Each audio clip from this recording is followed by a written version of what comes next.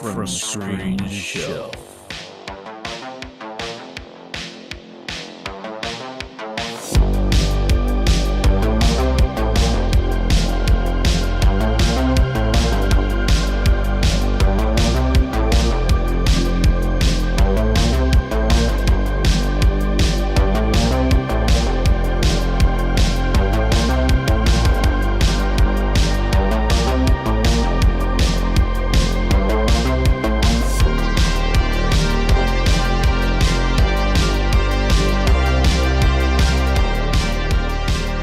Physical media and entertainment from the silver screen to the palm of your hand. What is going on, everybody? Welcome to another episode of From Screen to Shelf. As always, my name is Will. I'm here with Gabe and Chase. It is a What's up, guys? beautiful Sunday where I am. Hopefully, it is where these guys are as well. Oh yeah, super nice And weather.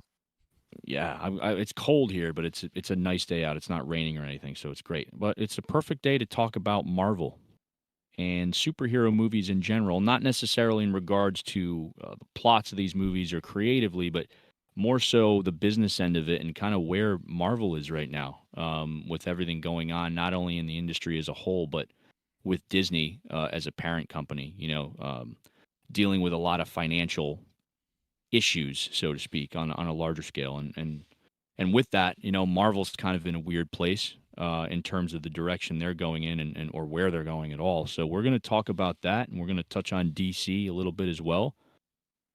But without further ado, I'm going to hand it over to these guys. Gabe, I don't know if you want to kind of get us going here and just Sure. get right into it.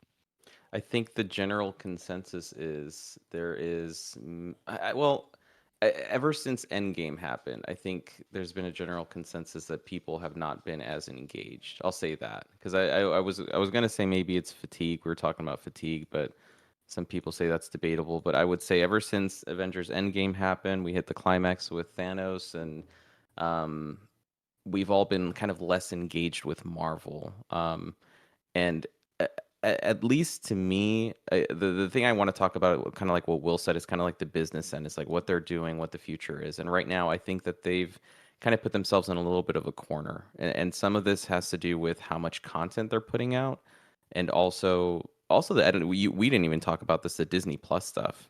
You know what I mean? Like you have the movies and you have the Disney Plus content, and it's kind of oversaturating everything, at least in my opinion, where people are becoming less engaged in Marvel overall, and they're not caring as less in terms of what's going on. The Marvels just came out this weekend. What was the numbers again, Chase? I think you said right now it's at 21 million. 21 and a half as of right this second per Box Office Something like- Mojo and the numbers. And then projected box office looks like it's 47 to 52 million over the whole weekend, which, I mean, that's super low for like, back in, Marvel's, peak. We would say that, like, what the hell's going on with that? Like, I mean, that's significantly low. And I think Will pointed out that that's or was it you, Chase? That's along the lines of like the Incredible Hulk. Oh yeah, it's projected to finish lower than, which is their lowest grossing one. But also, like, I do want to point out, whenever you go back and look at like Thor, like the original run, right? They were all Yeah. relatively low and they rank in the bottom. But that's that it's like a pilot episode. You know what I mean? Like you got to gather the audience, and which led us to, like you were saying, with Endgame. So I mean that's to be expected. But yeah, Craze hadn't really caught on then, Yeah. I mean, Yeah. it started off with Iron Man, and then I think Thor was after that, or Incredible Hulk. I forget which one came first, but it took a little while to kind of build that momentum, which is expected. So And yeah, it was around, Disney hadn't bought them at that point, I don't think. I think it was still Paramount. Paramount was releasing Iron Man before. yeah, Paramount was definitely Iron Man. Yeah. And then I don't remember if Thor, I mean, this is way back when. I don't remember if Thor was just Paramount too. But yeah, I mean, that's understandable. I mean, that's kind of like building the audience, like you guys were saying. But when you have someone like, I mean, the Marvels, I mean, that you have Captain Marvel, she's already had her own movie. She's been in, uh, I don't know how many Avengers movies she's been in, probably like 2 at this point. Like she's a well-established character, so you'd think that the box office would be, pretty decent for that, and it isn't. And I think what's going on with Marvel on my end, it's they put themselves in a corner with the Disney Plus content and the movies that they're putting out. I think right now, at the state of Marvel and at the end of 2023, it's a property that doesn't know where it wants to go. It has an end goal with the whole Kang dynasty stuff, but it doesn't know how it wants to get there. And it's also muddled itself with this multiverse thing where you could pretty much do anything you want and there's no repercussions. You can bring people back, you can, go into other universes, other cinematic universes, so to speak, and there really isn't anything they can't do, and that kind of makes it kind of dull in my opinion. There's no kind of there's no direction and there isn't any consequences. I heard Will talking about this right before we got on. There's no real consequences in terms of some of the actions these characters are taking. And then when you add that on top of the Disney Plus content, which people are already like, we're too busy to watch all these different shows and all these different Marvel movies to keep up. You become exhausted, you become fatigued, and I think that's where I'm at right now. I think I need to finish Secret Wars and Loki season 2. Um, but I don't have motivation to. Yeah.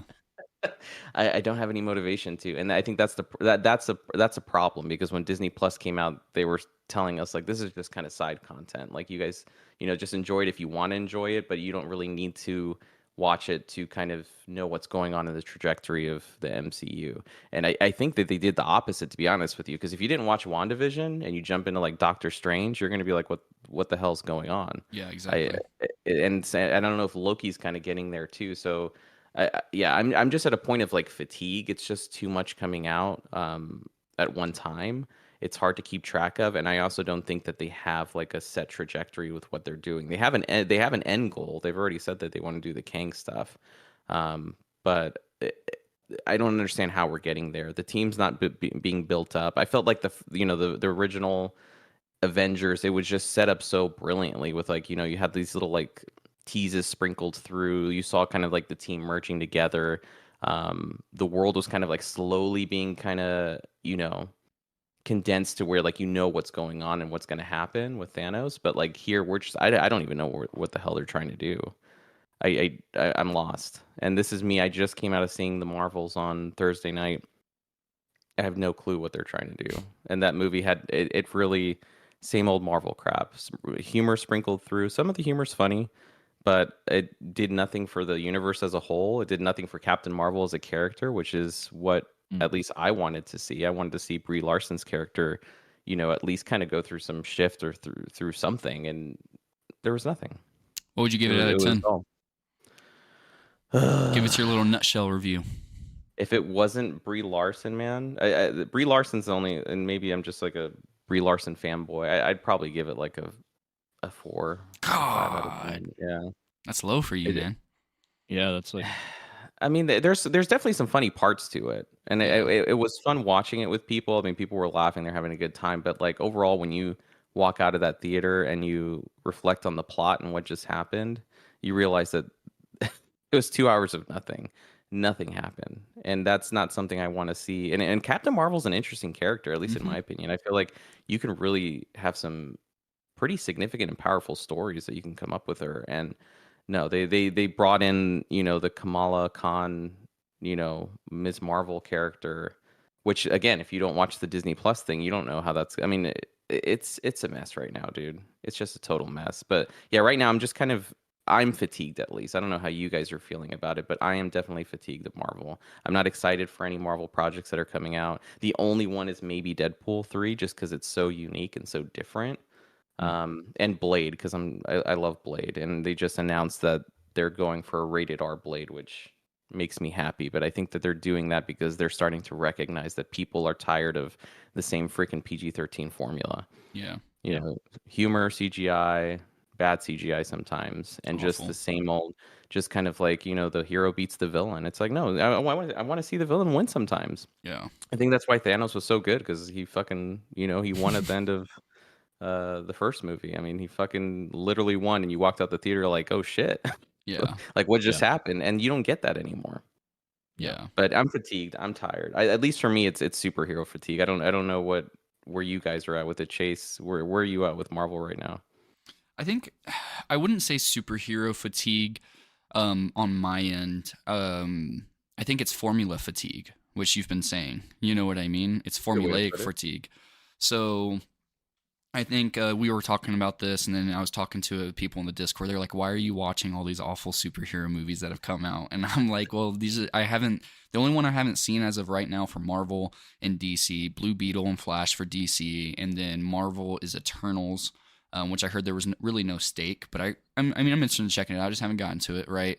And then Guardians of the Galaxy 3, which I know that's a sin. I need to watch that. Oh yeah, I dude. started it like 20, 25 minutes in, and I heard that one's great, but that's also its own saga within a saga. You know what I Mm-hmm. mean? So that one's Mhm. kind of its own thing, and that falls outside of that formulaic fatigue that I was talking about. So my biggest complaint, man, is like I feel like there was a huge shift in the way because I've kind of been analyzing it, and that's why I say formulaic fatigue more than superhero, because I mean there's so many different things you can do with a sci-fi fantasy genre like that, because that is inherently what it is. Now it's kind of considered superhero in its own genre, which you can search movies now by just superhero genre, right? Yep. Even outside of Marvel and DC. I think Thor Ragnarok really, really shifted a lot of like how it's done. Taika, I believe that's how you say his name, Mm-hmm. really shifted a lot. Because then I watched Thor: Love and Thunder, and I'm gonna go on record, and I'm gonna say that that's the worst Marvel movie I have seen. That movie was trash. That's a Like comedy. it really is. Like Yeah. nothing Comedy. in there I could take seriously, because like whenever a serious moment would happen, like with Jane Foster being sick, like that was the most Mm-hmm. serious thing. But then a joke, a this, a that, a this, Mm-hmm. and a Yeah. that, and the nostalgia trip. Oh my God, AC/DC's playing. Let's go. Hell's Bells. Let's do this. And it was just so tiresome. Like sometimes I want to go in there, like Deadpool does it so well. You know what I mean? The first two, whether you like the first one more than the second one, I think it's a great duology. I think it's really, really fun, which Gabe, I'm with you. I'm really looking forward to 3. Ryan Reynolds kills it as Deadpool. There's Yeah. just a rhyme and reason, and not everything has to follow the same formula. Even things like Ant-Man, which I get, Paul Rudd, a little whippersnapper. He Mm-hmm. got typecasted for that. I enjoy Ant-Man movies. Hot take: Ant-Man is my favorite one, even though it wasn't directed by Edgar Wright. That was made by Edgar Wright through and through. He was Mm-hmm. supposed to direct it. He wrote the entire script. Peyton Reed just took it and embodied Edgar Wright, and you could convince me that Edgar Wright ghost directed that. Like, really, Edgar Yeah. Wright's all over that movie. Yeah. And so that's why it's my favorite one. It was goofy, it was different, it had a different formula while still staying tried and true. And in regards to the current trajectory, man, like I shouldn't have to watch what I think the longest running one was 8 episodes. I think Falcon and Winter Soldier ran 8 episodes. I don't know if That they're one's doing longer. long, man. Yeah, like Falcon and Winter Soldier was one of the reasons like I really couldn't tune in anymore, because I think it started off stronger than it ended, and it felt like a waste of my time. Yeah. And for what, like we haven't got anything that necessarily followed up with it. And then by the time that we do get the new Captain America, that we do get something that actually follows up with it, I'm gonna have to go rewatch that again, or at least look up a synopsis. Moon Knight being my favorite superhero since I was a child. I I'm love sorry. Oscar. I love Oscar Isaac, man. Like he is genuinely ex machina. He did great in Yeah. his Yeah. supporting role as Poe Dameron in Star Wars. I wish he would have had more screen time.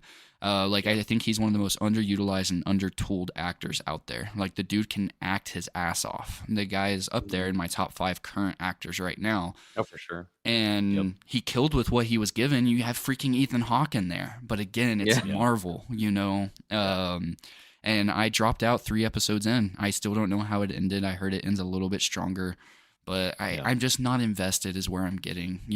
For Mhm. me to have to, like you were saying with Doctor Strange, Multiverse of Madness, I like it.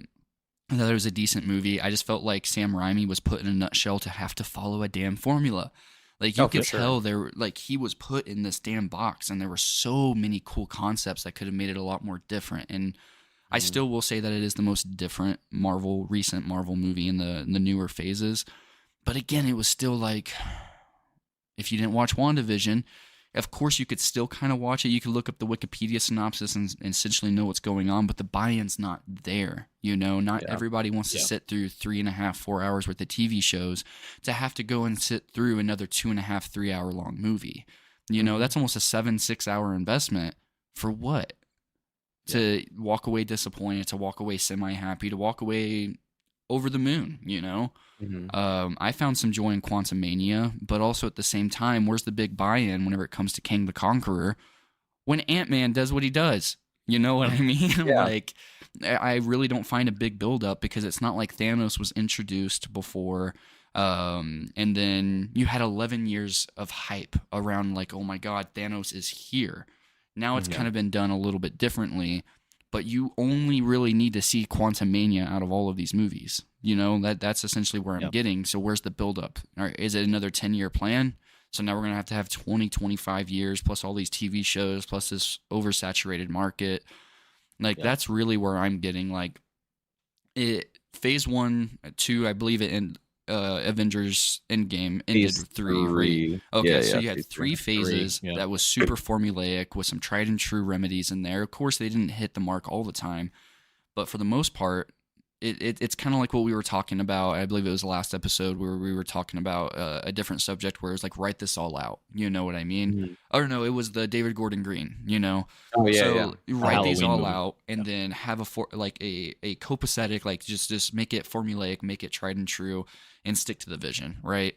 It feels like Yeah. they're just sticking undercooked spaghetti on the wall and trying to figure out if it's cooked. You know what I mean? Like, that's really what it feels like. And I'm not invested. When a Marvel movie comes out, it's more like, oh, like when the Marvels came out, I knew it was coming, but it's like, oh, it's out. Or Yeah. didn't they just come out with Secret Wars or whatever the new Marvel show is on Disney Plus like last week? Like, what do I need to know? I got to look up what I need to know, what I need to catch up on. And I'll probably just end up passively watching it at best, Is Yeah. that Secret Invasion? Yeah, Secret Invasion. Yeah. Secret Invasion. Yeah, I keep calling it Secret yeah. Wars. Secret Yeah, Invasion. Secret Sam Invasion. Jackson? Yeah. And see, I'll go watch that because I love Sam Jackson. He Yeah. he gets me to buy in on most things. Yeah.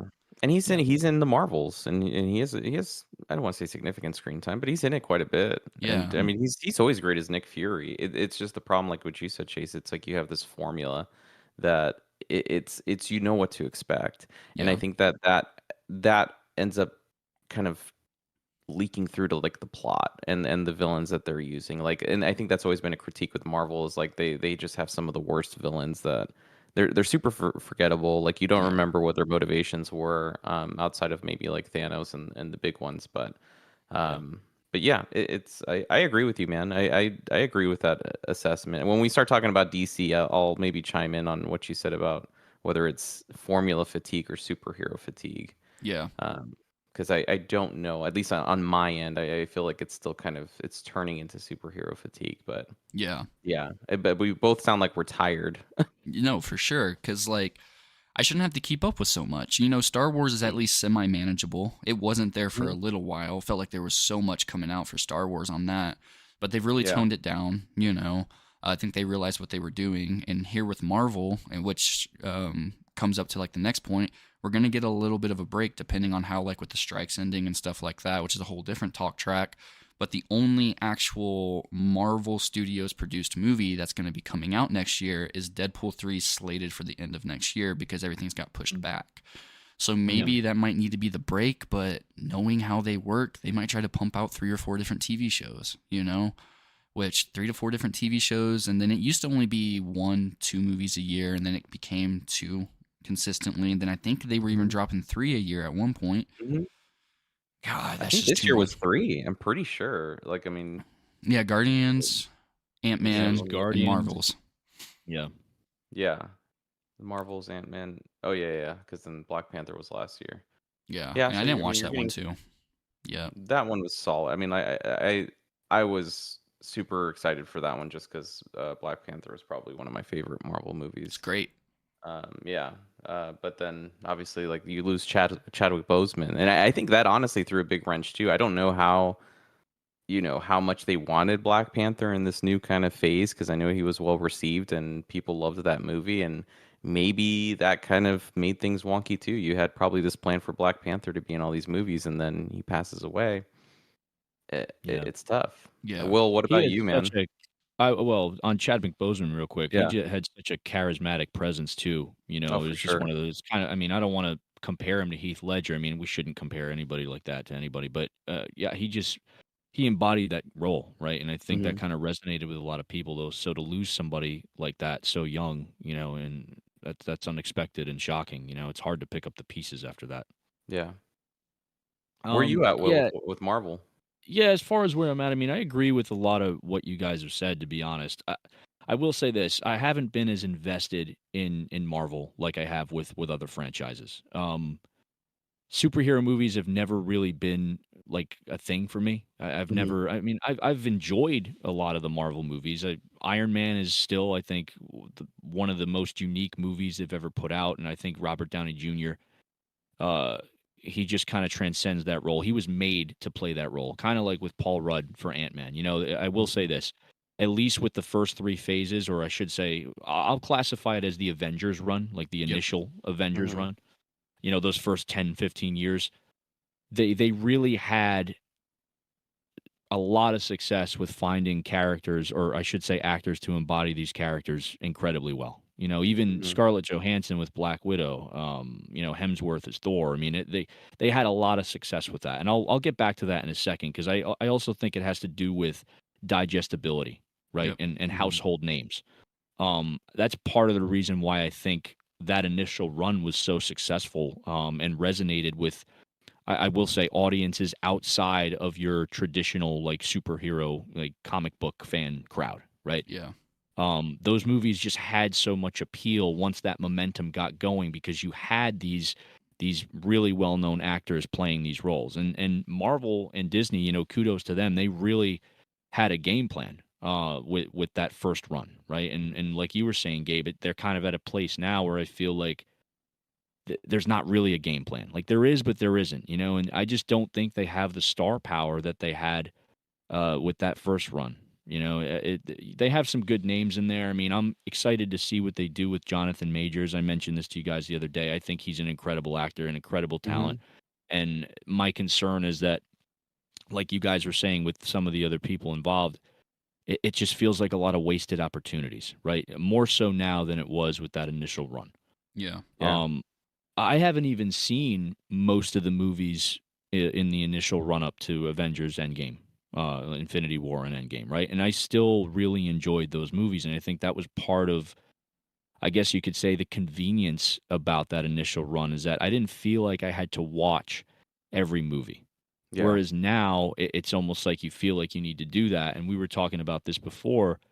I consider myself more of a casual fan, right? Like, Mhm. you know, I'm not as invested as you guys are. I don't wanna have to do that, you know, Yeah. that's a lot of time that I have to invest just to play catch up, and for what? You know, something that's repetitive that I've seen before, I mean, it's a big ask to watch something that I'm not really gonna walk away from with anything. I'm just not gonna get anything out of it at this point, right? At least for most of what they're putting out. I just think that they're at the point where the quality has suffered a bit. And I'm not saying there's good stories in these latest phases. I'm not saying that there's gems in there that are really well done and entertaining. I just feel like it's at a point where I speak for a lot of people where it's a big investment to make for like minimal return or minimal reward, right? Whereas with that first run, the buildup was just done so well. You had actors that were well known, that were resonating with audiences. You had characters that were more mainstream, that were more Mhm. digestible, that had a lot of crossover appeal. So I just think they kind of knocked it out of the park with that initial run, and since then it just hasn't. I don't know if they're going to get back there, and I guess we'll talk about that next and like what they're going to be able to do and how they're going to try to get back there. Because I mean, as a studio, you want those numbers again. You know, you Yeah. want end game numbers, you want Infinity War, you want to get back to that place and kind of, you know, revive that. But I just don't know if that's going to happen, at least not for a while. I don't know if it's superhero fatigue. I agree with, I think Chase, you said it. It's just formula fatigue. You know, it's just been played out so many times where it's just not going to work anymore like it used to. And I think there's a self inherent problem with that where, like you guys were saying as well, it limits creativity. You Yeah. know, when you have to use the current film that you're releasing to set up for a movie like Mhm. the next movie or two movies from now, well, we can't really do this because we have to make sure that we have this story set up so that we can finish it off in this film, you know, a year from now. It just limits the ability to really make bold choices with characters and plots and stories. And so I think that's part of it, right? When I watch a movie, not only, I mean, we talk about this all the time. I want a good story. I want good plot. I want good characters. But with great movies, there's in some cases a finality to them, where you know that the choices that people make, or in this case, characters make, are going to have consequences, right? With Marvel movies at this point, I don't get that sense. The Yeah. stakes are not there. There's no danger, there's no risk involved, right? It just kind of plays out, and you don't really feel anything or connect with anything that's happening. And I was kind of resonating with what Gabe was saying about the Marvels, where it's just kind of like, it has its moments where it makes you laugh, and like maybe there's a little bit of emotion in there, here and there. But overall, you kind of walk away from it going, okay, well, what exactly happened in that movie? Yeah. Mhm.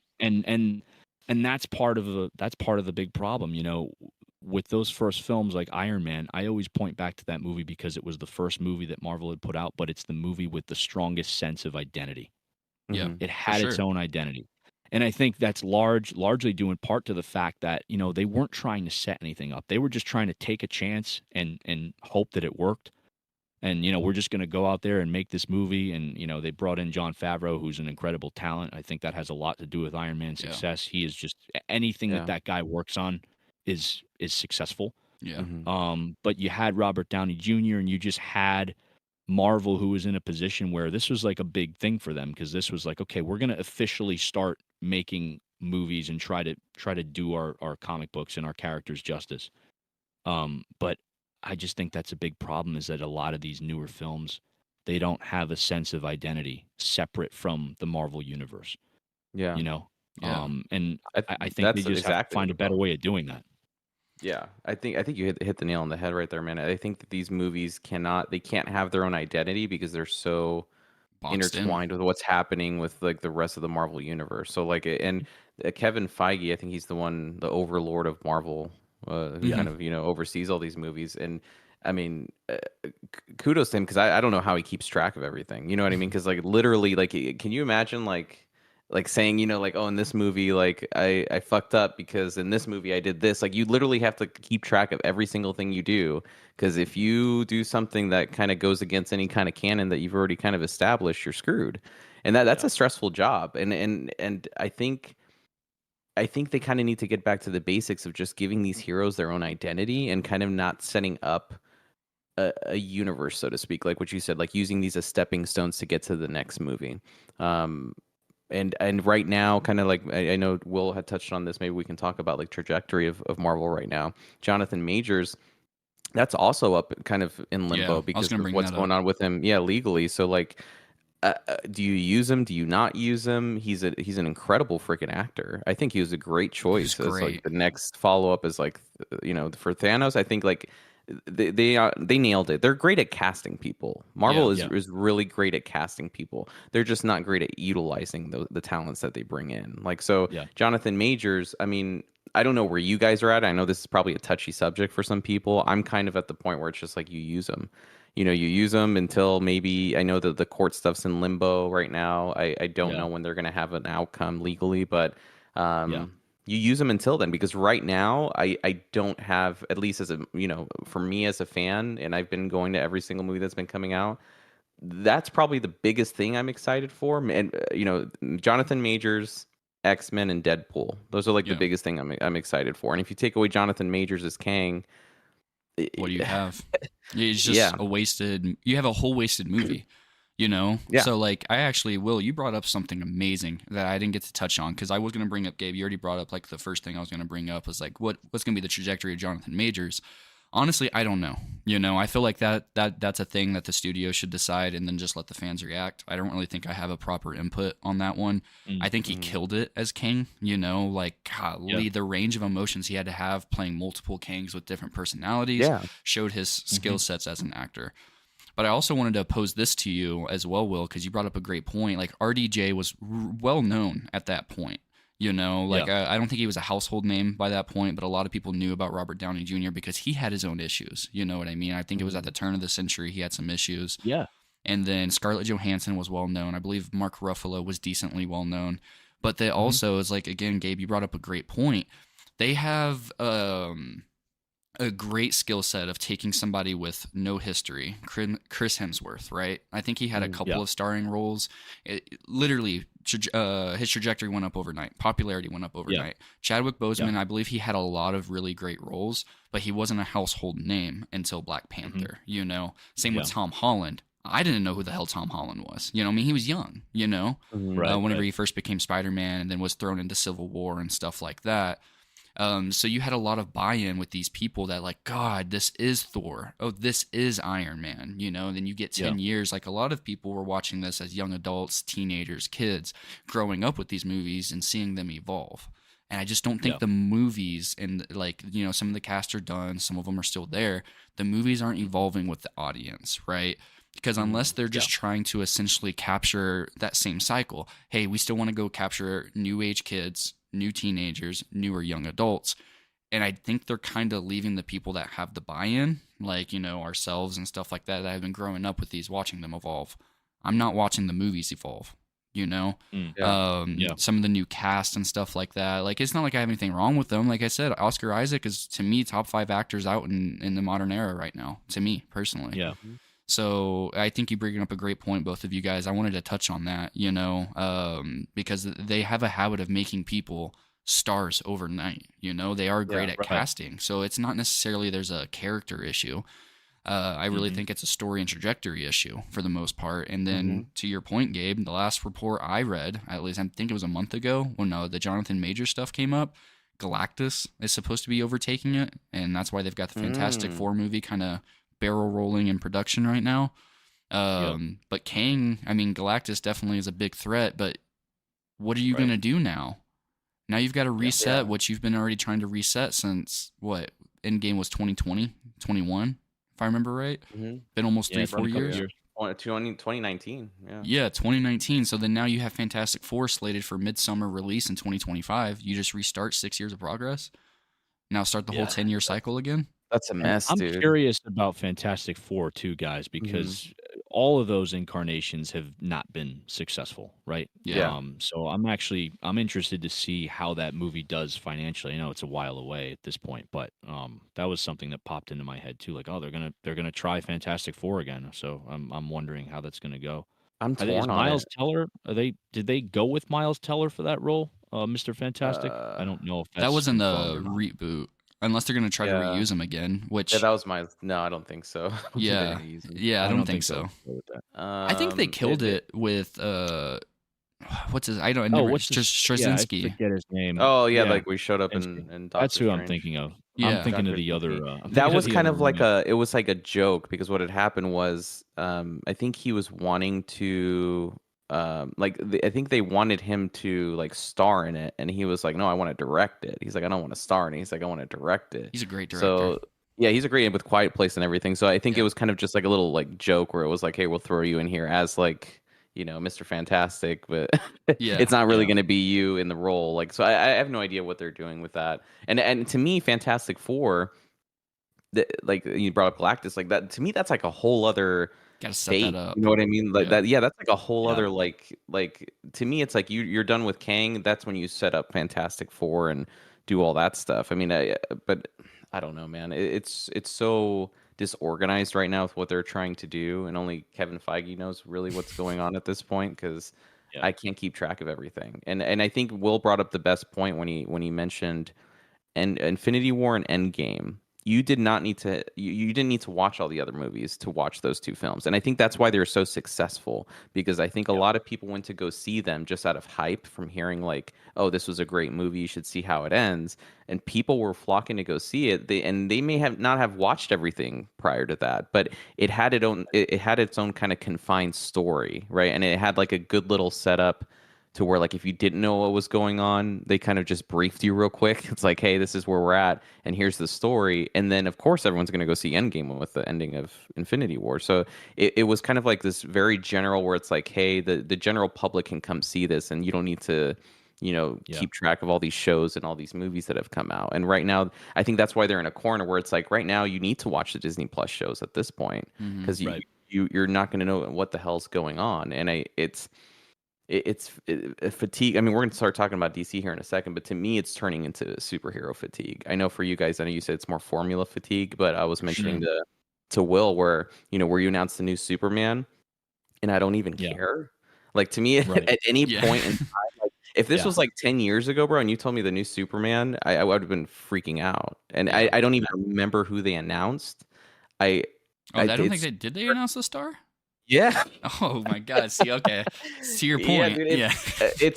Yeah. I get what you guys are saying. It's like formula fatigue from Marvel. That's definitely there, but I think it's for me, it's starting to bleed through to superhero fatigue to where Yeah. like Right. I don't care what James Gunn is doing with DC at this point. And I love James Gunn because Yeah. honestly, Yeah. like the Guardians of the Galaxy movies and especially the most recent one, like he's an incredible talent. Peacemaker was freaking incredible. I love Yeah. the content he puts out. But when James Gunn is saying like, "Hey, this is my plan for Superman," and I'm just kind of like, I don't care right now. Yeah. Right. I think that's a problem. And yeah, maybe and like what you said, Chase, you didn't even know it was announced. I think they announced it a few weeks ago. I think I saw Boss Um, Logic chalk something up, so I just don't remember mhm. who it was. You know, I don't. It's a talent that like his name's here. I have it up right here.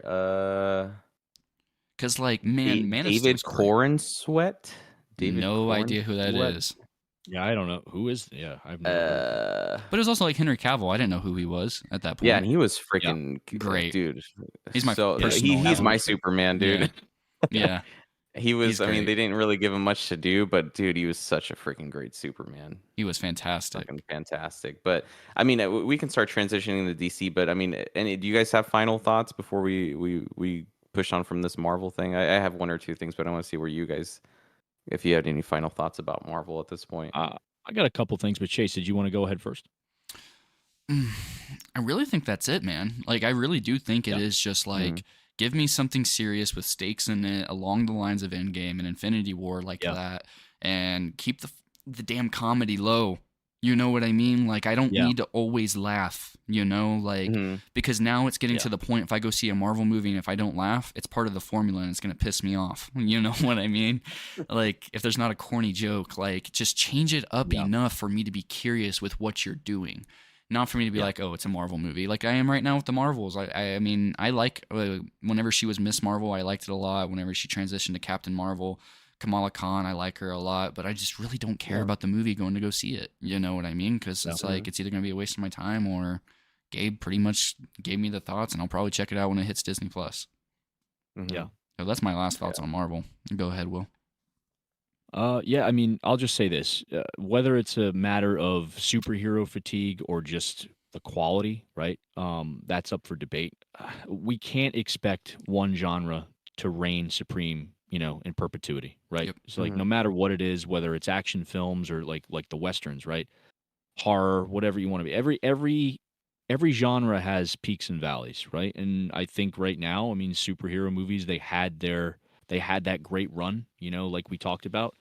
And right now, it might be time for another studio, or whether it's DC or somebody else, or another type of movie to kind of, take that mantle for a little while until it's like you guys were saying. I want to piggyback off of that. You guys were saying that, Marvel needs to evolve with their audience, right? Mhm. Trends change. Yep. Audiences change over time. It's been a long time since, this all started with Iron Man way back in 2008. It's been well over a decade. And I agree with that wholeheartedly. They have to figure out a way to resonate with audiences again, like they did with that initial run of movies, and get that buildup again, and get people talking about it, and get people that normally wouldn't want to see these movies, get to the theater. Yeah. Gabe, you'll appreciate this. The Dark Knight. Yeah. I don't Love it. I don't look at The Dark Knight as a superhero movie. Yeah. It's more than that, and I think that's what Marvel needs to do. They have to stop being so obsessed with, well, we have to fit it within our formula. It's got to fit within our universe. Like, no, like think outside the box. Be different than everything that you've put out already. The Dark Knight, I think, is one of those movies. That's a noir film. It's a neo Yeah, it's a noir crime film drama. to me. Yeah, it's Batman in a Exactly. crime drama, at least Yeah. to me. Exactly. And that's just, I mean, I will always point to that movie as an example of taking a superhero concept or a superhero story and turning it into something that completely transcends that genre. And I think that that's something that Marvel should try to do with this next phase, and whatever they're going to do moving forward. They just need to find a way to make it unique. I'll say it again. Just a sense of identity is super important, for audiences, because it's what establishes the product that you're putting out is something different than what they've seen before, right? Or Yeah. different than whatever else is happening at the time, and that's part of it, right? Iron Man at the time was new. It's like, oh damn, okay, this is interesting, and that's why I think it's so beloved, for people like me, because it's just something different, and it has its place, Yeah. right? If you're pumping out 3 or 4 of these movies a year, then suddenly it's not that special anymore. It kind of Mm-hmm. loses that, and it loses that appeal to me. So, um, yeah, I'm excited to talk about DC, because I'll say this: I actually have enjoyed more of what DC has done in the last several years than I Mm. have with Marvel. So, we'll Yeah. get into that in a second. But yeah, I say look at movies like The Dark Knight. Go back to, like we said with Halloween. Going back to basics, revisit what was going on at the time with Iron Man. Because maybe that's what they got to do, is just kind of go back to square one and try something new. Just try a new approach.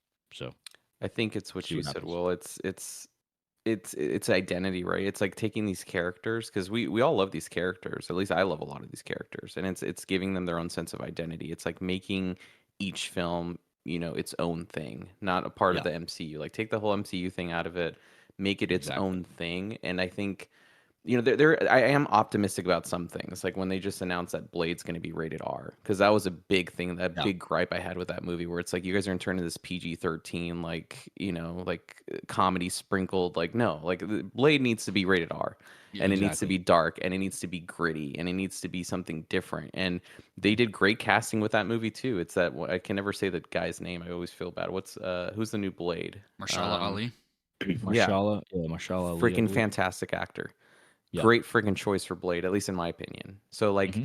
I think that they still have a lot of talent in terms of getting stars in these roles, really good stars that fit those roles. I think that they just need to back off from like the whole cinematic universe thing for a little bit. I think they need to just like let these characters kind of come into fruition on their own. Like Hmm. do like 1 or 2 movies with these characters, and then maybe you can start focusing in on some like, Marvel cinematic threat that kind of brings them all together. But I think Yeah. that's the problem, is like there hasn't been any movie that just lets that character have its own identity. And when you go back to Yeah. basics, like you said with The Dark Knight, I think what they looked at with The Dark Knight was just, it's like what's a good story trajectory for Bruce Wayne at this point, right? It Yeah. wasn't like Batman, who's the next villain that we should bring in and all this stuff. It was just like Right. what naturally would be a good plot point for Bruce Wayne at this point.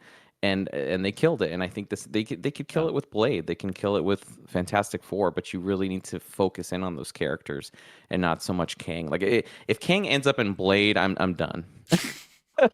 Like I'm just done at that point. Like Well, it's no, crazy.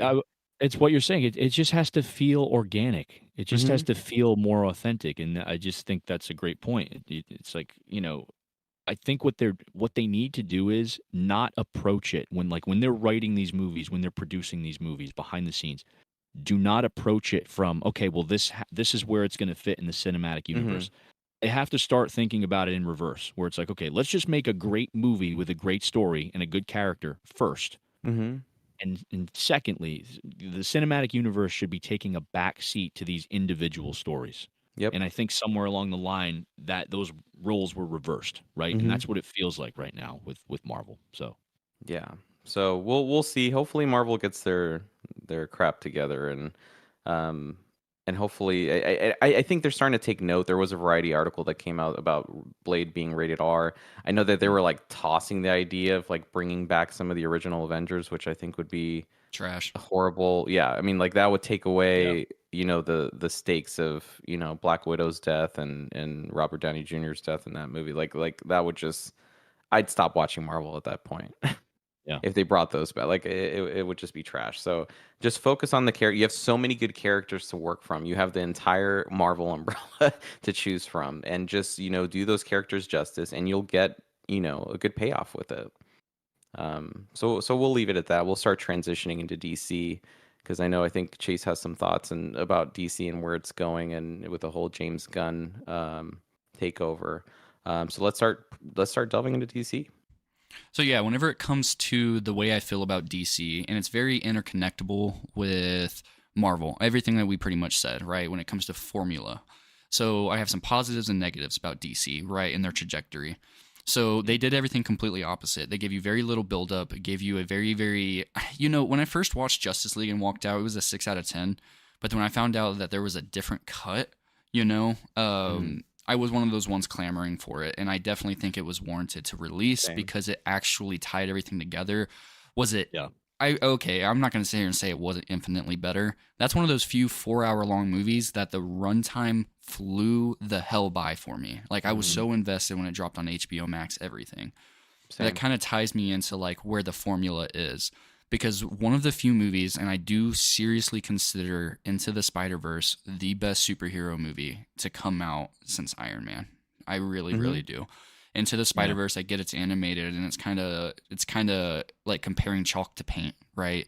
In the way that artistic expression can be used, because the way that it tried to mimic a comic book frame, the way it tried to do this, the way it tried to do that, it came out so different. It gave me a newer character. Now Miles, you see people on Halloween that were dressing up as Miles, and to comic book fans, Ultimate Comics or Ultimate Spider-Man, that whole verse and everything, where we get Nick Fury, Sam Jackson, Nick Fury, which was literally based off of Sam Jackson. Fun fact for the people out there. Sam Jackson let them use his likeness in the Ultimate comic books with the agreements that he gets to play Nick Fury whenever they adapt it into the live action. So there you go. yeah, cool. it's a little fun fact all the way back from the 2000s. So it's been predicted since the 2000s that he'd be Nick Fury. So then you get into the Across the Spider-Verse, and it's a coherent story with high stakes, and then there's the art, man. Like, oh my god, the artistic style, everything, it pops. I remember seeing the trailer and be like, this looks all right. Went to the midnight premiere, and I was like, this was so different, It broke the formula, everything like that. And that leads me into DC with the way that I was saying with Justice League, then you get the Snyder cut.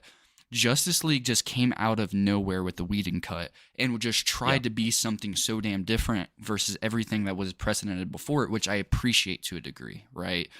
But then that's where I felt like DC really, really, really, really missed the mark. Of course, Man of Steel, I have some complaints with. I think everybody has some complaints with the way it was handled, but I also consider Man of Steel one of the best variations, and I say variations, not a tried and true formula like the Christopher Reeve Superman movies. That's direct from comics to screen, right? The Christopher Reeves ones from the 80s and the 70s, going on. That's straight from comics to screen. When you get Man of Steel, I have so much appreciation for Zack Snyder for doing him differently, because otherwise I don't think I would have liked it as much, the stakes. And I feel like it's been out long enough for us to talk about spoilers. So when it comes to Man of Steel, he killed somebody, right? He snapped Zod's neck, letting Pa Kent die and stuff like that.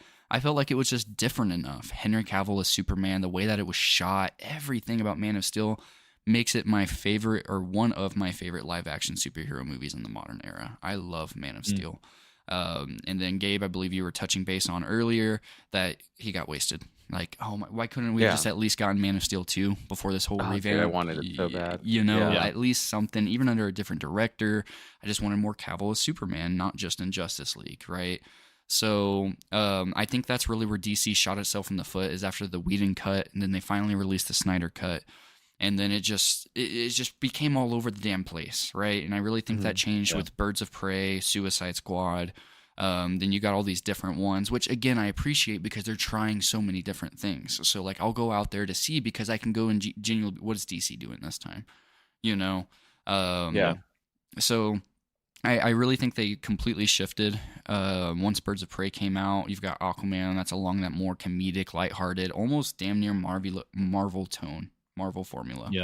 Aquaman's the most Marvel DC movie in my opinion. As much as I like Aquaman, because Jason Momoa, I don't think there could have been somebody better casted while trying to make Aquaman different than what he truly is. And I love Jason Momoa. I think a perfect casting, great direction. And whenever it comes to, like we were talking about before we started going live, like you have so many more different serious toned DC movies. And whenever it comes to DC, and I went and saw the Batman, it was like we were talking about with Superman. It's like another Batman movie. Robert Pattinson, you got the sparkly, the sparkly guy from Twilight coming out to play Batman. Like, how much am I going to buy into it? Then that freaking trailer dropped. Oh my God! I still consider that little subway beatdown scene. That's one of my favorite scenes in a superhero movie ever. One-handed beatdown, one-handed blocks, one-handed everything. Like, that's still one of my favorite one-shot beatdowns outside of the Daredevil hallway scene from season 1. That's one of my favorite superhero beatdowns of all time. And it's different than you get Joker, where everybody like myself, why do I need a Joker solo story? Like, it's Joker. Where's Joker without Batman? Who is Joaquin Phoenix whenever it comes to this? And it ended up being damn good. Wonder Woman, until you got 1984. Damn good. I think that movie personally had some pacing issues, and I didn't like the finale for Wonder Woman.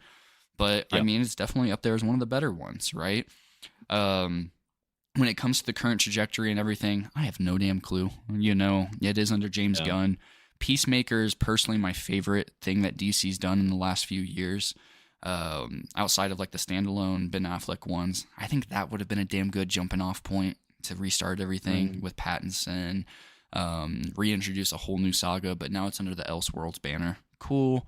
I think DC does better whenever they don't try to do a cinematic universe, when they let somebody do their own thing. And the Batman runtime just flew by for me.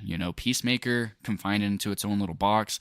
That was one of those humor-filled superhero movies that I tend to have an issue with, or series that I loved. That was just great. Everything about it. Like, there's some scenes where he has, Iggy, I think he calls him. Yeah, the little bird, The bird, whenever the bird's just randomly beating the shit out of people from the sky. I just think it's great. John Cena killed it, and I really was one of those people in the camp. Why do we need this? Who the hell is Peacemaker? Why am I going to care? James Gunn made me care, just like he did with the Guardians of the Galaxy, right? He made me care. He did a great job. So I do believe underneath him that if fatigue at the box office, it really depends. I don't think and I still will stick, now that we're in the DC formula, that it is a formula fatigue, right? Because then you have box office successes are relative for the Batman. I think they were expecting Dark Knight numbers, but I would consider that a success, just like Batman v Superman. I don't know what the hell they were expecting, but I believe it did $800 and some odd million against like a $500 post-advertisement budget and everything. 873. Like, how is that not a success? Just because it didn't break $1 billion? You know what I mean? Well, the budget for that movie was the reason people don't consider it. The budget was like anywhere. They're saying 250 to 325, so it needed to break it needed to break pretty much almost what it made. To even out. So but on like 300 and 250, you're still looking at, whenever you double that, 600 million. Is 263 million not a hefty amount? Yeah. You know what I mean? Like, I would like 200. Correct me if I don't know if you guys would like $263 million. I would like $263 million. I'd love it.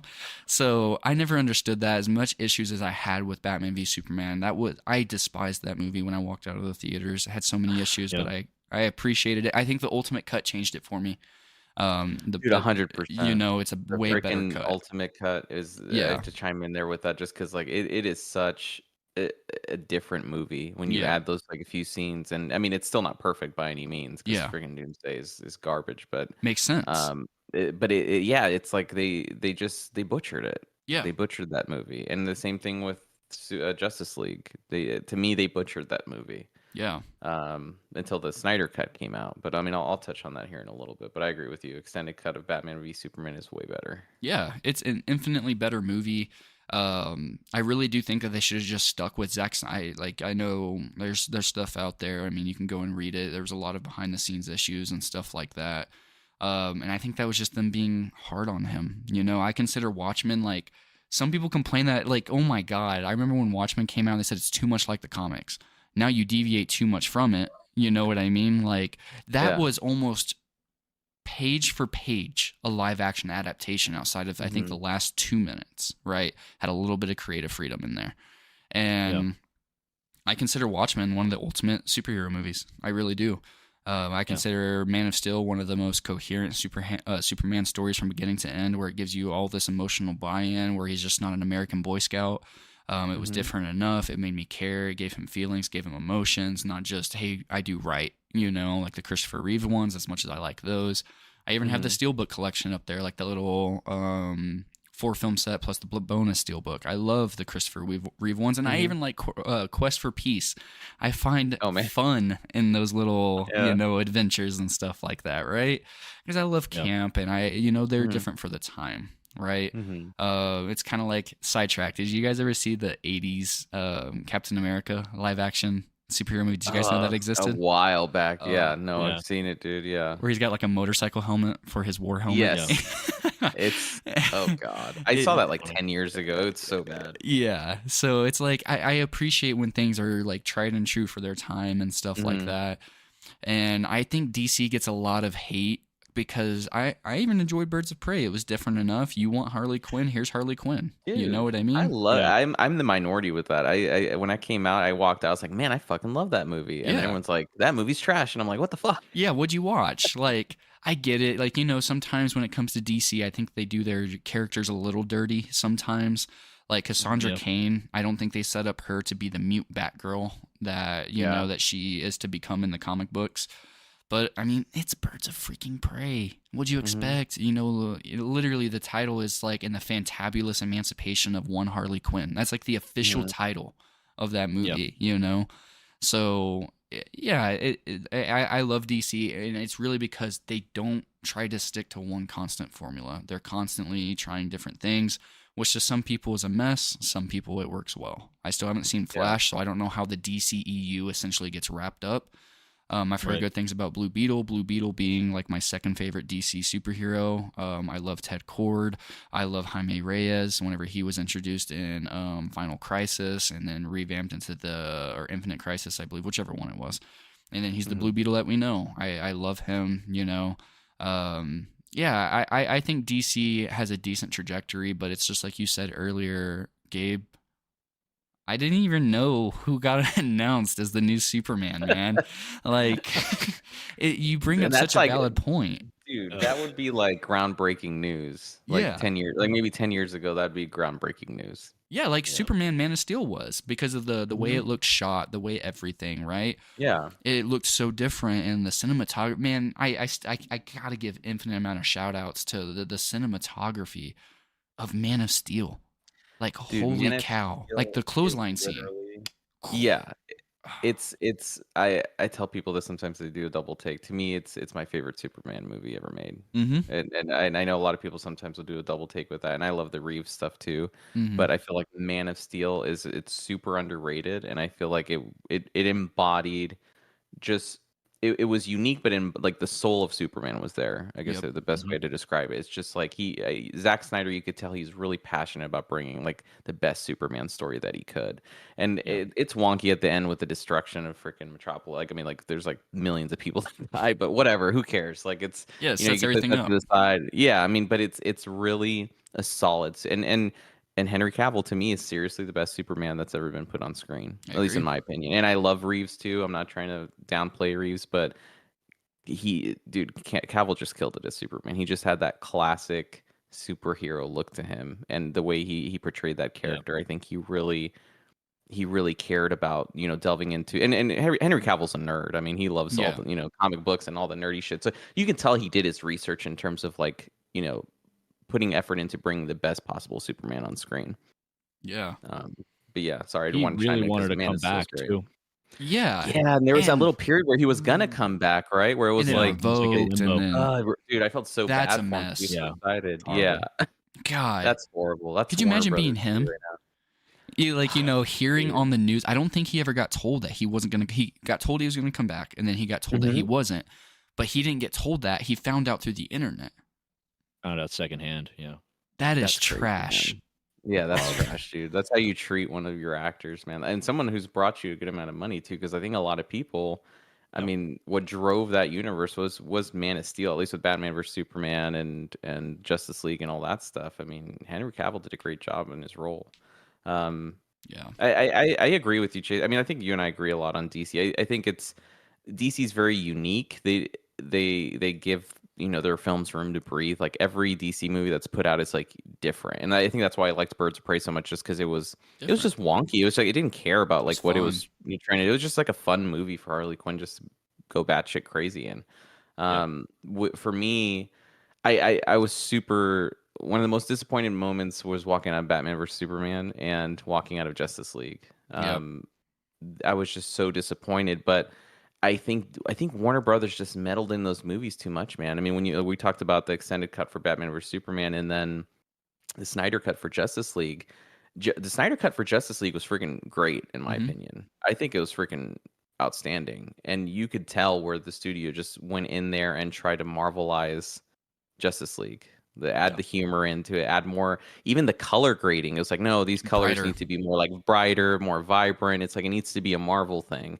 And you get Yeah. Josh Whedon to do it, who did the first Avengers. So it's like Yeah. you could tell that Yeah. they were trying to shift into the Marvel formula when really they needed to kind of just trust Snyder at that point and just kind of do its own thing. And I think honestly the Snyder cut, it's a great film. Mhm. Um and Great a 4K lot of disc, by the way.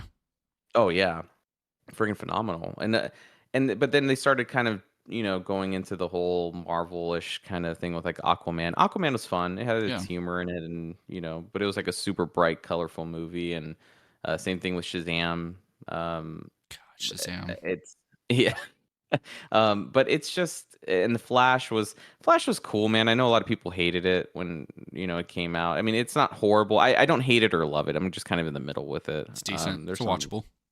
yeah, it's I haven't watchable to seen me. it, It's not, but I mean, they wasted what's his face? Oh my god, why am I blanking on his face? Michael Keaton? Batman. Yeah, Michael Keaton. They Michael totally Keaton. wasted Michael Yeah. Keaton in that movie. Mm. But yeah, I mean, DC for me, it's I think what they need to do right now, this is my take on it, and obviously the studios wouldn't take this approach just because it's going to lose them money.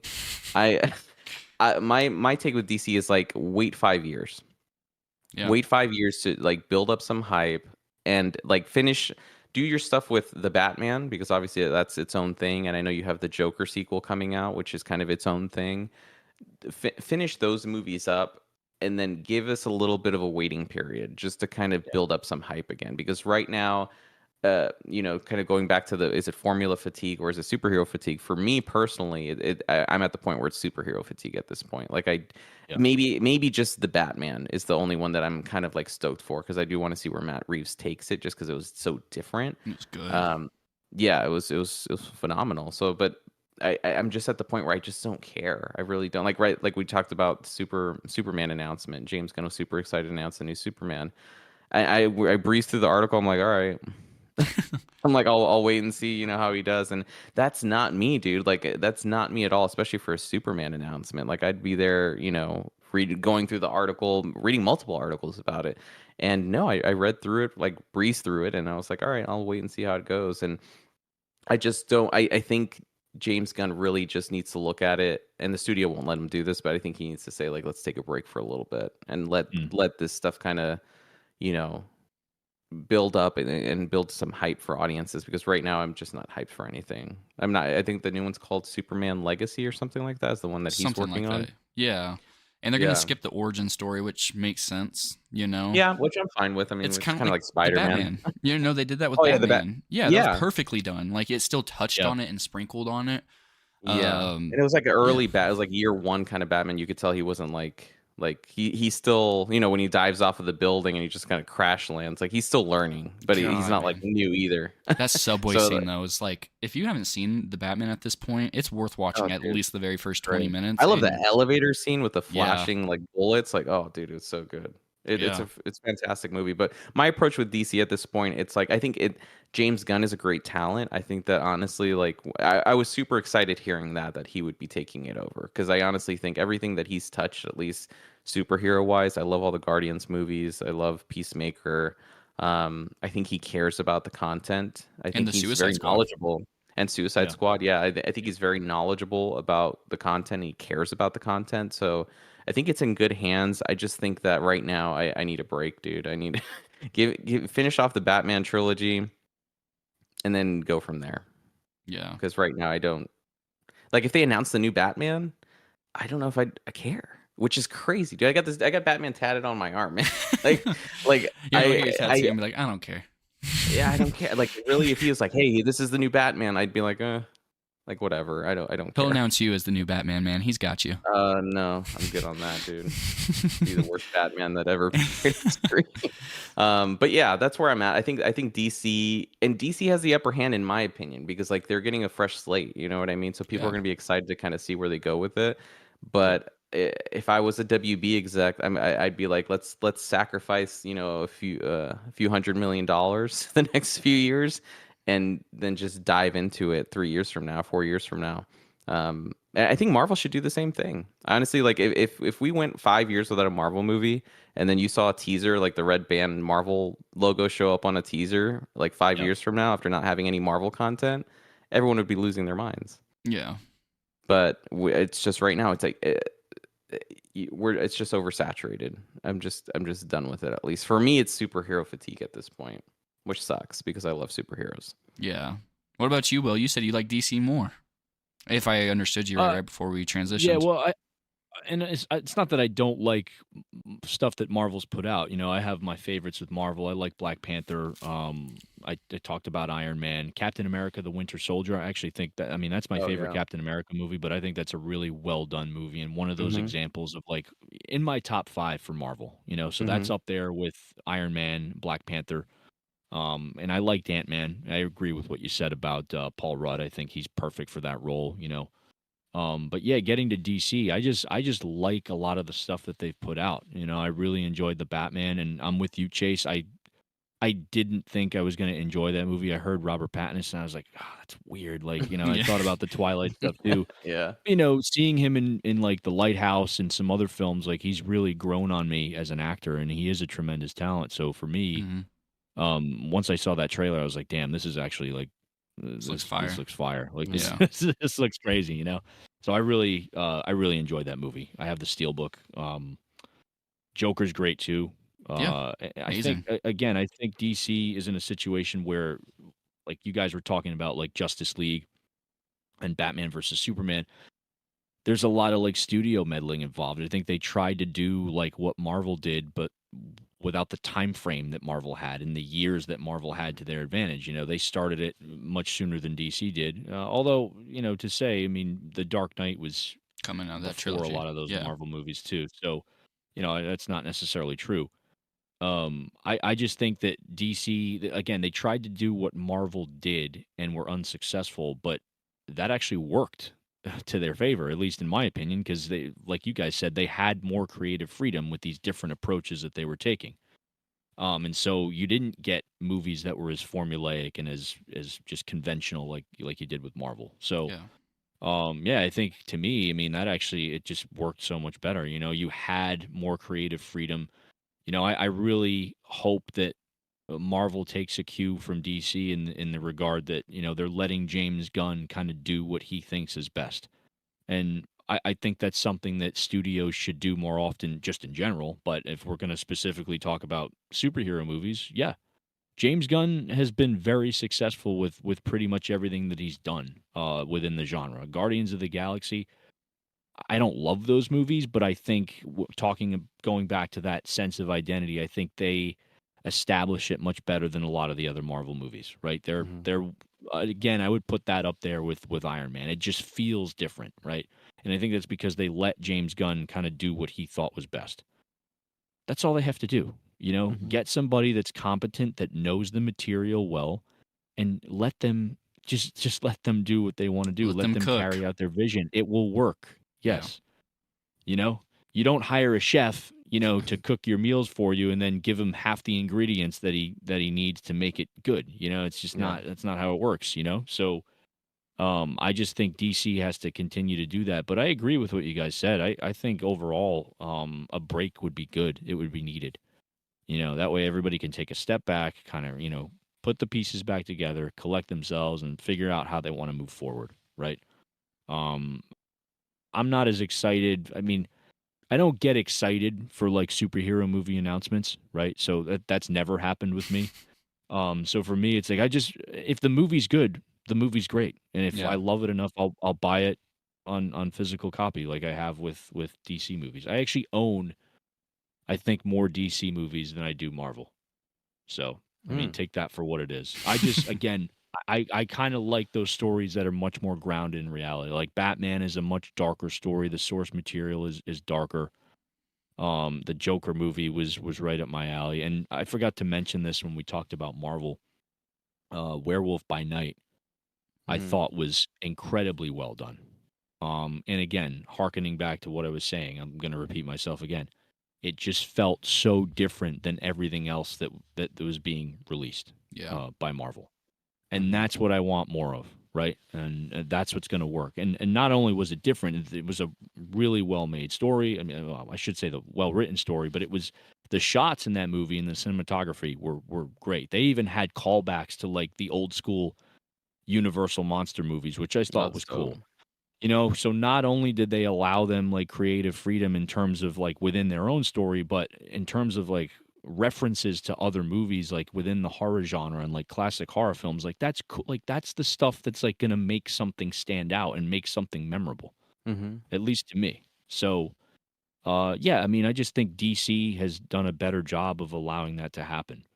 I haven't seen Aquaman, but I agree with what you guys were saying because with everything I have seen, it just again that it feels like a typical Marvel movie, like with the color grading, just the Mm-hmm. comedy aspect to it. It's like they don't need to do that to be successful. Just do your own thing and tell the best story that you can, and just find a director and a screenwriter and a team that's confident and that again knows the material and wants to do good by the fans and just make something that's meaningful, right? And that's not Yeah. just an average, product that can just be, thrown into a bin with like a bunch of other movies that don't really amount to anything, Yeah. I just think DC that they're just kind of in a better position right now than I think Marvel is. So that's kind of where I stand on that. I haven't seen the Snyder cut of uh Mm. of Justice League, but it's something It's that I'll decent. probably Yeah, check for out. sure. Like listening to you guys. Yeah, because I didn't see that in theaters, but I think I saw it like afterwards, like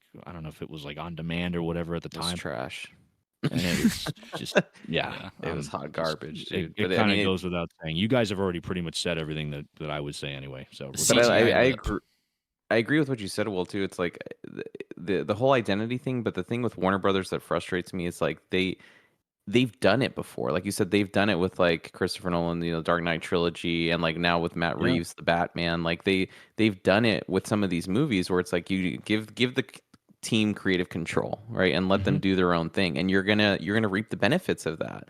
But I Right. feel like these studios, I don't know, like they do that sometimes, and then they're like, oh, this is financially profitable. That's great, but then they don't they don't understand like what they did right. They don't replicate that with other movies. They're just like, Yeah. okay, that just worked because it's Batman, or that Right. just worked because it's this movie. It's like, no, it's because you gave the team creative control to do its thing. It's Right. not because of the character. It's because the film had its own identity and people responded to that. Yeah. So I'm hoping they understand that that's what's making it work. It's not the freaking superhero. It's not, it's some of that does play a role, but that's not the case at all. I think it's really just like what you said: the screenwriter, the director, and the creative team that's involved, and that's what it Yeah. boils down to make a successful movie. Yeah.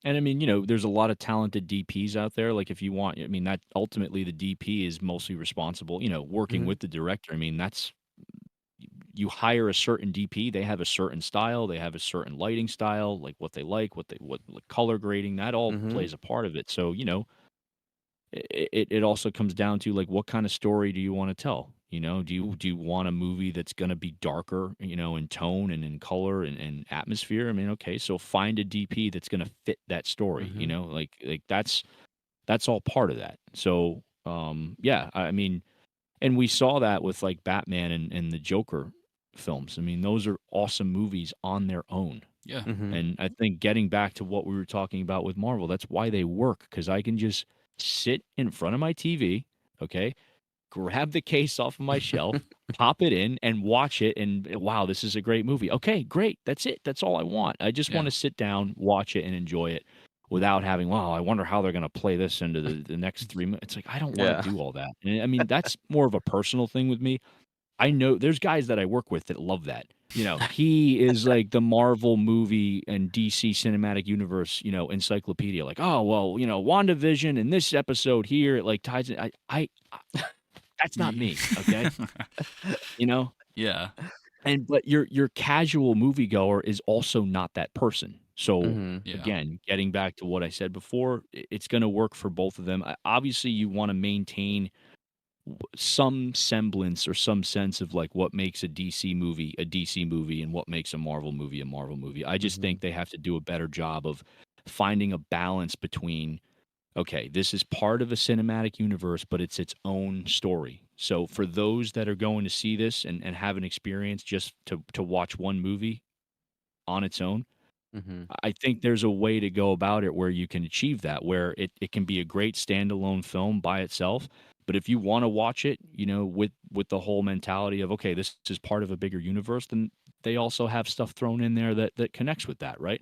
Mm-hmm. And there's a more subtle way to do that. They don't have to make it like so on the nose, like a lot of the stuff in the Marvel. Like a lot of these Marvel movies, and DC has done this too with their more recent incarnations. Again, I think because they're trying to copy what Marvel does because they think, well, they're successful, so let's just do the same thing, but it doesn't work. Mm-hmm. Where it's kind of like those references within each film where it's like, okay, wink, wink, it's like, this is what this, and it's like, oh, that's what I see what they're doing there. Like, I don't want that. We talked about like the fan service stuff too, and Yeah. they get into that a little bit, and I don't want to go down the list of that because that's a whole like another 3 hours of like mentioning all the Rise of references. But Skywalker. Oh That's the no. one I always think of when I think of fan dude, service. yeah, but Yeah. it's like just make a movie with a good story and good characters. Like, be faithful to the source material, but Mm-hmm. like find a way to present it that's unique, right? Yeah. Yeah. The source material is always going to be there for these characters, right? I mean, Mm-hmm. there's hundreds and thousands of issues that they can go back to and you know take inspiration from. Um, I just think they have to find a better way to present their vision. And again, what we said before, the audiences are changing. They're going Mm-hmm. to, it's never not going to be that way. So I just think they have to find a way to establish their own identity and just continue to resonate with people. But I agree. I just think overall it might be a little bit of a break. But I guess I'll pose this to you guys. So I mean, ultimately, I guess the big question that I guess we can take out of this or take away from this is whether or not it is a case of superhero fatigue or just, bad movie or like, lesser quality movie fatigue, right? Or just more of the same, right? One of Mm-hmm. those three things. Or maybe it's a blend of all three of those things, right? Yeah. Yeah. Um, if there's a large amount of superhero movies that are being released and a lot of them are kind of less than stellar or like kind of fly under the radar in terms of audience reactions and approval, that's going to become associated with the genre, so to speak, right? To a certain extent. So, yeah, I mean, it might be a situation where it's kind of a little bit of all those things. Yeah. I think it's definitely all those variables. It's not just one thing. Yeah. I think that it used I think it was you, Will, that talked about westerns earlier. I think we're Yeah. just hitting that same thing with westerns, man. Where westerns, there were so many coming out at that time, and it was just saturating the market, and people kind of stopped caring. It's not like people, a lot of westerns, they took from different approaches, whether it's drama or more comedic approach or whatever. But it's like no matter what approach you were taking, people were just tired of westerns. And the same thing Yeah. with like, at least for me, superhero movies, they're all sci-fi, like, kind Yeah. of fantasy movies. But it's just Yeah. like I am tired of seeing the same arc over and over and over with these characters. It's like I get my powers or something crazy happens and this villain comes and I got to do this. And it's just like, I'm done, dude. I am done with superhero movies. I'll still go see them, which is super hypocritical of me, which is it doesn't make sense, right? I'm like saying I'm done, and then I just went to go see the Marvels, Yeah. but Yeah. it's just I don't know, dude. I have no idea. Yeah. I'm just lost right now, man. Oh But I yeah. am experiencing the fatigue for sure.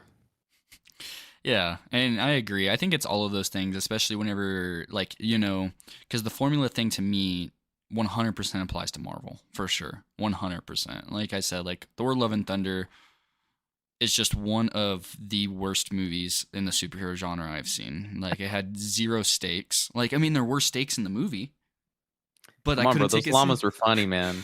Oh, dude, man! Like, was I supposed to laugh at them just walking and then hearing a llama shriek in the I background? am the minority. I will represent the minority here. I laughed at the llamas, Did but you? go ahead. Every single Yeah. time? God, man. It's just, geez. And I mean, I'm in the minority because I found Quantum Mania fun, but also literally Mhm. Paul Rudd, Ant-Man will get me every time, Mhm. right? So I Yeah. found it fun. Shazam Fury of the Gods was trash. Like, and outside of like just having the differences from the comic book to that, like I found the first one fun. I just didn't like how childish Shazam is because he's supposed to have the wisdom of Solomon, yada yada yada, comic book Yeah. nerd rant, right?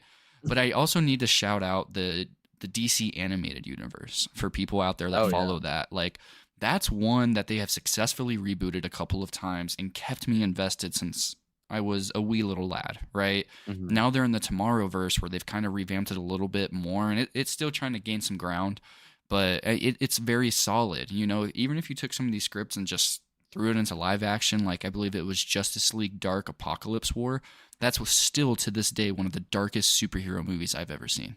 Mhm. My God, man! Like, have either of you guys seen Apocalypse War? No, I saw the trailer No. for it though.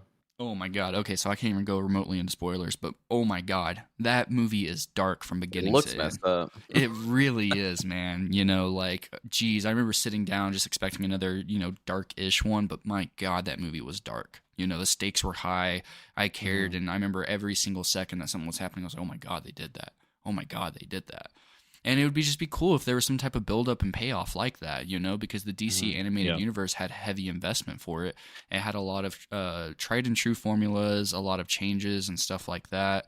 And I mean, Will, to your point earlier, like, I mean, they've even successfully managed to have very certain aspects with like Wonder Woman. It tied into the grander DC extended universe, but it still felt standalone enough, right?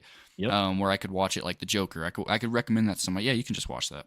Yeah. It ties in Yep. ultimately, but not really. It's just Wonder Woman. It's the same actress. Yeah. It doesn't. That's as far as it really ties in. So I'm a much bigger fan of it, and yeah, I can definitely see it being superhero fatigue because I used to go to see every DC movie at midnight all the time, every Same. single one, every single one, and I don't think since Birds of Prey I've gone to see any superhero movie at midnight or even in theaters. I think outside of because Endgame and stuff was already out by that point. I've been Yeah. waiting for them on when they drop on streaming, or I just wait for the disc to go on sale. Like Shazam went on sale for $9 this Black Friday for the 4K or Black Friday early deals. Bought it. Glad I only paid $9 for it. I can tell you that much. I can tell you that much. But Blue Beetle, I'm excited to check out. Flash, I'm excited to just see how that stuff wraps up. So I'll eventually give that a shot. And yeah, that's really where my thoughts kind of stagnate on DC. I'm a much bigger fanboy of DC. There's a majority of the comic books I collect. But for the most part, I think they, like you guys said, give them creative enough freedom. And they also have different universes. Like they kept their CW shows different. They kept their HBO Max originals outside of Peacemaker different. Like Titans, shout out to Titans. That's a very solid series from front to back. I've thoroughly enjoyed that. If you did not watch Doom Patrol, that is one of the greatest DC things or superhero things to come out ever. Have either of you guys seen Doom Patrol? No, it's been Oh my recommended to me God. though. Yes. Yeah. It's different. Like literally they were given full creative freedom, at least I feel like, because some of the stuff in there, some of the way that things go, it's warped, it's twisted, it's what you would expect out of right, I don't believe it was Neil Gaiman. Grant Morrison was the one that wrote the Doom Patrol series, where you had like the moving street and stuff like that. The street that travels the world and has a little city that follows it around, and those were freaking weird. And they adapted pretty much Grant Morrison, page for page, everything, and they kept the weirdness in there, the things that make you go, "What the fuck?" in that series, Shout out to Doom Patrol. Had to give that a shout out. Sad it came to a conclusion in season 4, but that's one of the best, most fun things I've had in superheroes since the build up in the MCU, and then the excitement for Justice League, and then the disappointment, that emotional wavelength. Yeah. So that's pretty much where I stand on that. For those that are interested in Doom Patrol, because I'm probably going to try to check that out based on what you said. Is that HBO or what is that? Yeah. Is it streaming? It was Max. Okay. It was HBO or Max. Okay. before that, I don't know if you guys remember whenever the DC Infinite app was launching, when they had Swamp Thing and stuff like that. Oh yeah, I remember. It was an original for that, along the lines of like Harley Quinn, and then it went to Max when they integrated it, and then now it's just Max. But yeah, you have to. And shout out, you can get those seasons if you don't care. Like me, that's my biggest barrier of entry. The $20 a month, whenever I can probably buy these seasons, just rewatch them infinitely. Mm-hmm. You can get them on Black Friday. I believe season 1's on sale for $11. You can get the whole series for probably less than $40. And that's 2 months worth of max subscriptions if you aren't already paying for it. But yeah, Doom Patrol, it's a short watch. I think it's 8 to 12 episodes, depending on the season. It's great. It was a backdoor pilot in Titans, and then they just said, screw that, and then recasted, and then just kept it going from there. Yeah. And it's standalone. It's not tied to anything. It's its own thing. And Cool. you have Crazy Jane in there. Yeah. High 10 out of 10. Like, masterpiece of a series. Like, genuinely, a masterpiece of a series out there. Yeah, check it out. Yeah, you guys have to. At least the pilot episode. If you don't like the pilot episode, you probably won't like the rest of the series, but it's so zany. But yeah, I mean, I think obviously, I think the same thing we said with Halloween. I don't think we wish Marvel or DC, any. I mean, we want them to do well. Like, we want them to, get their shit together and just give us solid movies where they focus in on the characters and, like what Will said, kind of focus in on identity. And without that, you guys are just going to keep releasing these films that, we're slowly losing interest in, and the box office is reflective of that at this point. Mm-hmm. Yeah. And especially with streaming, with like the amount of content that's out there now, you have to find a way to stand apart from everything else. So, I mean, if anything, that's only going to get harder and harder to do. So, Yeah. You really got to put in the work and the effort to make something that's unique and separate from everything else that's there, in terms of distinguishing yourself, in the sea of what's available to consumers. So, Yep. Absolutely. Awesome. Well, we appreciate you guys listening.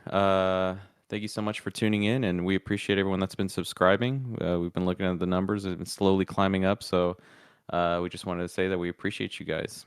So, thank you for tuning in, and we will catch you in next time. Thank you, everybody. What do they say? Smash that like button. Like, comment, subscribe. Smash that like button on YouTube. Comment, everybody. subscribe. Yeah, and if you're on YouTube, check us out on Spotify. I can't talk. Sounds nice. Apple Podcast. Yeah, Spotify. That's a new platform. Yeah, just recently. Check us out. And if you're listening, go over to YouTube and do what Gabe said. Subscribe. Or else. See you guys. Thank you, everybody.